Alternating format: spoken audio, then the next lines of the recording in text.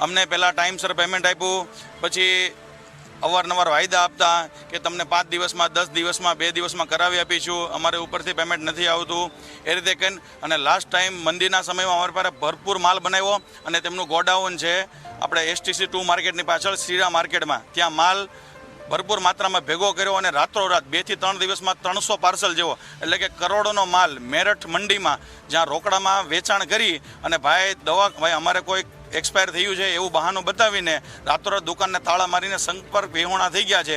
એમાં નિતેશ સાવરમલ અગ્રવાલ, વિશાલ શર્મા, સુરેશ લાખણકિયા, મુકેશ બલ્લર.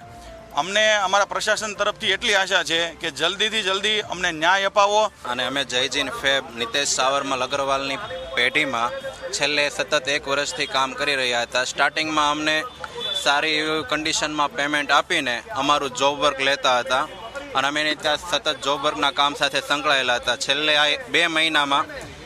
છેલ્લે એણે 1-2 મહિનામાં છેતરપિંડી અમારી સાથે કરી છે અને અમને પ્રશાસન ઉપર આશા છે કે જલ્દી અમને ન્યાય મળે.